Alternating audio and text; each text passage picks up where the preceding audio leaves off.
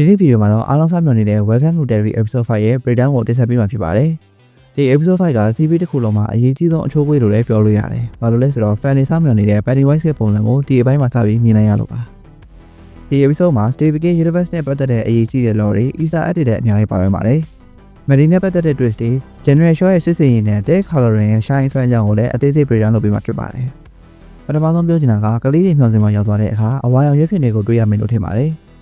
ဒီရွက်ဖြစ်တွေကအရင် episode တွေမှာနောက်ခပ်အနေနဲ့ပါခဲ့မှုပေမဲ့ဒီတစ်ခါတော့တော်တော်လေးထူးကြပါတယ်။အရင် episode တွေမှာတဲကအနီရောင်တော့အဝါရောင်တော့ပါအခု episode 5မှာတော့အဝါရောင်တစ်ခုလေးဖြစ်နေပါတယ်။အဝါရောင်ဆိုတာက Pennywise ကစားခဲ့တဲ့နိုင်ဖက်သလိုအထဲမှာရှိနေတဲ့ Mary ဆိုတဲ့ကောင်လေးကလည်းတကယ်တော့ Mary အစ်စ်မဟုတ်ပဲ Pennywise ကပုံပြောင်းထားတာပါ။ episode 1မှာကလေးက Mary ကအသက်ခံလိုက်ရတာဖြစ်ပြီးတော့အခုပြင်နေရတာက Pennywise ကကလေးတွေကိုမျှောက်ဟော်ဖို့အတွက်အသုံးထားတဲ့ရုပ်သေးရုပ်သက်သက်ဖြစ်ပါတယ်။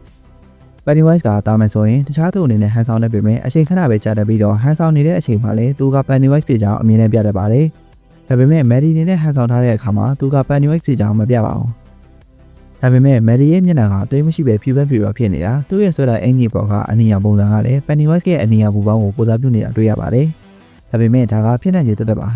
။နောက်ပြီးတော့ Mary ပြောတဲ့စကားတွေကလည်းကလေးတွေကိုကြောက်စိတ်ဝင်အောင်တမင်ပြောနေတဲ့ပုံစံနဲ့တူပါတယ်။သူပြောတာကိုနားထောင်ပြီးတော့ပိုကြလာအောင်ပါ။နောက်ပို့ထူးကြတာကလီလီနဲ့တခြားကလေးတွေဖြစ်သွားတဲ့မတော်တဆမှုကိုအသေးသေးပြန်ပြောနေနေနဲ့မယ်ရီကသူတကယ်မြင်ခဲ့ရကြောင်းလီလီနဲ့တခြားကလေးတွေကိုလုံအောင်ပြောခဲ့ပါတယ်။ကလေးတယောက်ကလည်းအသက်ရှင်နေသေးတယ်လို့ပြောပြီးတော့ကျန်တဲ့သူတွေကိုလိန်ခေါ်ဖို့ကြိုးစားတာကလည်းတော်တော်လေးမိုက်ပါတယ်။ episode 2မှာအဖမ်းခံရတဲ့ကလေးတွေအသက်ရှင်မယ်လို့ထင်ခဲ့တဲ့ theory ကတော့ကြီးတဲ့သူတွေကိုတမင်ကောင်းချောင်းလုပ်ခဲ့ရပါ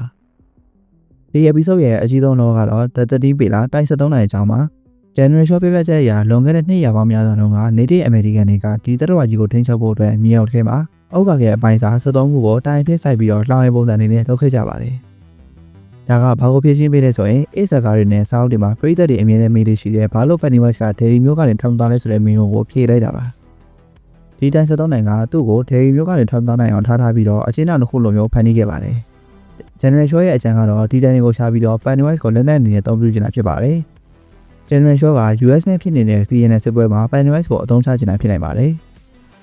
ဒီလိုနဲ့ General Shaw ရဲ့စစ်သားတွေရေစိုးမြောင်းနဲ့ရသွားတဲ့အခါမှာ Pennywise ကသူတို့ရဲ့အကြောက်တရားကိုအခွင့်ကောင်းယူပြီးစပြီးတိုက်ခဲ့ပါတယ်။1962ခုနှစ်ကာလဖြစ်တဲ့အတွက်ဒီလူငယ်စစ်သားတွေအကြောက်ဆုံးရာက VN စစ်ပွဲကိုဝင်ပါရမှာပါ။အဲဒါကြောင့် Pennywise က Angel Sam ဆိုတဲ့ American စစ်တပ်စုဆောင်ရေးပိုစတာကလူပုံစံကိုပြောင်းလဲပြီးတော့တိုက်ခဲ့တာကိုတွေ့ရပါတယ်။ Angel Sam ရဲ့မျက်လုံးတွေကလည်း Pennywise လိုမျိုးအဝါရောင်တောက်နေတာကိုတွေ့ရပါတယ်။ Stephen King fan တွေအတွက်အစိမ်းဆုံးအပိုင်းကတော့ Dick Halloran ရဲ့ storyline ဖြစ်ပါတယ်။ဒီကရေစိုးမြောင်းထဲမှာ Gretchen တွေကိုစမြင်ရပြီးတော့သူ့ဘိုးဖြစ်သူကလောက်ပေါက်တစ်ခုကိုအခွင့်မှုစူးစမ်းနေရတွေ့ရပါတယ်။ The Shining နဲ့ Dr. Sleep စကားတွေကိုကြည့်ဦးတယ်ဆိုသိပါလိမ့်မယ်။လောက်ပေါက်ဆိုတာက Shine လို့ခေါ်တဲ့စိတ်ဆွမ်းရှိတဲ့သူတွေကမကောင်းဆိုးဝါးတဲ့ဝိညာဉ်တွေကိုသူတို့ရဲ့စိတ်ထဲဝင်မလာနိုင်အောင်စိတ်ကိုတောက်ခတ်ထားတဲ့နည်းတစ်ခုဖြစ်ပါတယ်။ဒါပေမဲ့ဒီ episode 5အဆုံးမှာ Dick Halloran ကြောက်တဲ့အရာကိုထည့်ထားတဲ့တစ်တာကပွင့်သွားခဲ့ပါတယ်။ဒီလောက်ပေါက်ထဲမှာသူတို့ရဲ့အကြောက်ဆုံးမကောင်းဆိုးဝါးတွေကိုထည့်ပြီးပေးထားတတ်ပါတယ်။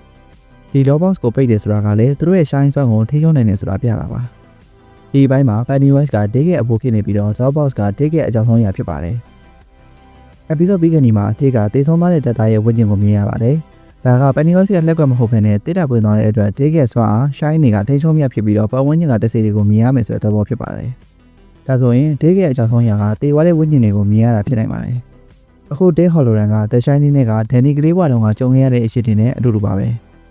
သူတို့ရဲ့ shine စွမ်းကိုထိန်းချုပ်လို့မရပဲမကောင်းသောဝိညာဉ်တွေကိုမြင်နေရတာဖြစ်ပါတယ်။နောက်ဆုံးအနေနဲ့စိတ်ဝင်စားဖို့ကောင်းတဲ့အရာက Ingrid ဆိုတဲ့အမျိုးသမီးပါ။ Oh. Hi, Mr. Kirsch. Dear, you remember Lily? What's my stake? သူမရဲ့ယောက်ျားကအသားရောင်နဲ့ဆိုင်ဖွင့်ထားပြီးတော့နာမည်က Stanley Kirsch ဖြစ်ပါတယ်။အဲဒါကြောင့်သူမက H chapter 2မှာ Beverly နဲ့ပြန်တွေ့တဲ့အဖွားကိုဆိုတာသိရသွားပါတယ်။လောက Mrs. Kirsch က Pennywise ရဲ့မူရင်းပုံစံ Boggery ရဲ့သမီးဖြစ်ပါတယ်။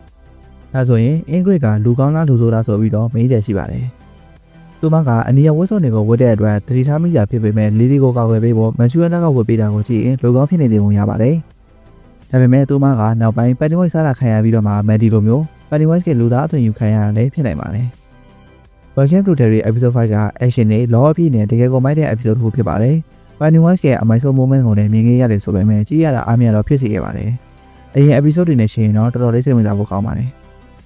နောက်ထပ် episode breakdown တွေကိုလည်းစက်တင်ပေးမှာဖြစ်တဲ့အတွက် channel ကို subscribe လုပ်ထားဖို့တောင်းဆိုချင်ပါတယ်။ကြည့်ပေးတဲ့သူတွေအားလုံးကိုကျေးဇူးများတင်ပါတယ်။